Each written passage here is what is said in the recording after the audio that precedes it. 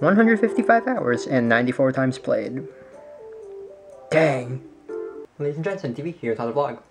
As you can see, I invested a lot of time into Breath of the Wild. I beat it a couple days ago, and I said, ow! I beat the game a couple days ago, and then I said I would talk about my thoughts on it, because, I mean, I invested 155 hours into the game, so, yeah. Also, I got a new pen for my Techo, and it also came with another one of these toast plates. So now I have two of them. Anyways, Breath of the Wild was very, very fun. I enjoyed it a lot. I mean, it's kind of evident if I spent that much time playing it. It took me that long to beat the game, though. That's quite impressive, if you think about it. But then again, like, I spent a majority of my time in Breath of the Wild just doing side stuff, like getting all of the shrines, doing side quests, and apparently I did all of the side quests before I beat the game, so that's handy. And upgrading all of my equipment, and I really enjoyed this game a lot. I think it's safe to say that this is probably my favorite Zelda game.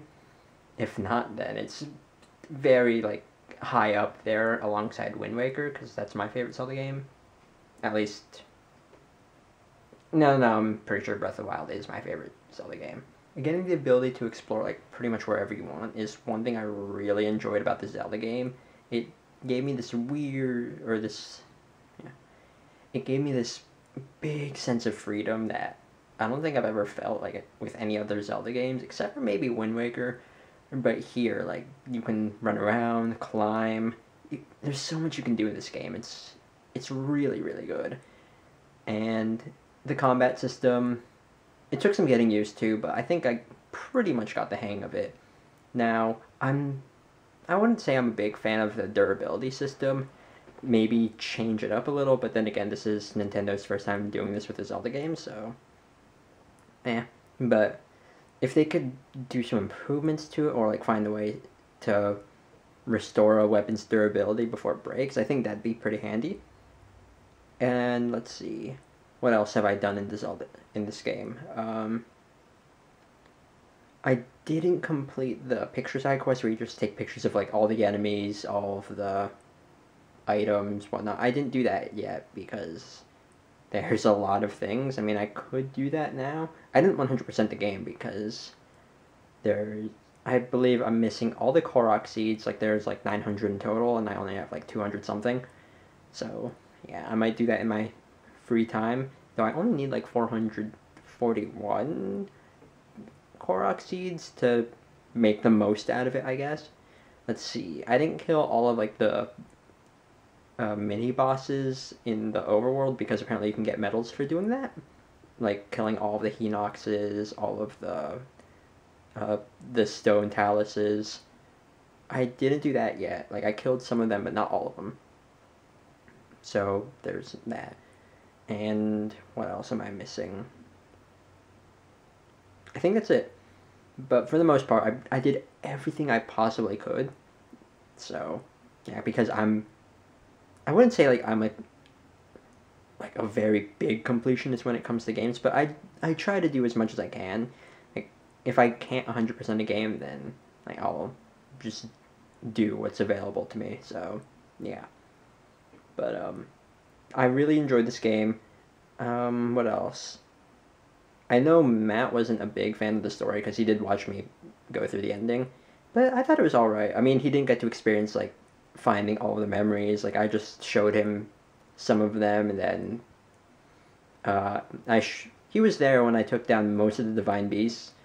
But for the most part, like, the story was all right. I know Zelda doesn't really focus on the story, but like with this game, you had to like explore to, I guess, get the most out of it, which I'm a fan of. So yeah.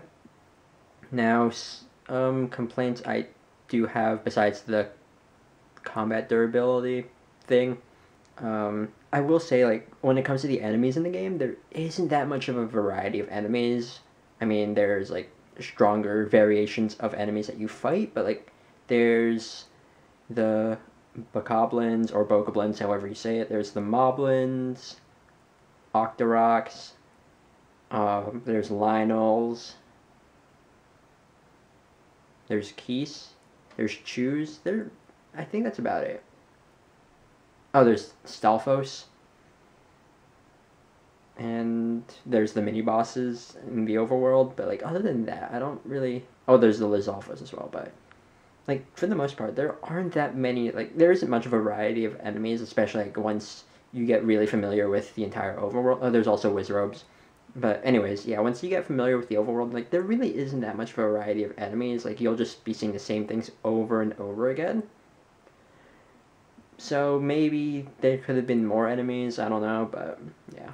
Otherwise, like this game, I think it's a really solid Zelda game. It's really, really good, and I highly recommend it to people, especially if you love Zelda games. Even if you haven't played any Zelda games, I think this would be like an excellent first game, but it would kind of, it might ruin the experience of playing other Zelda games, because this one is just really, really good.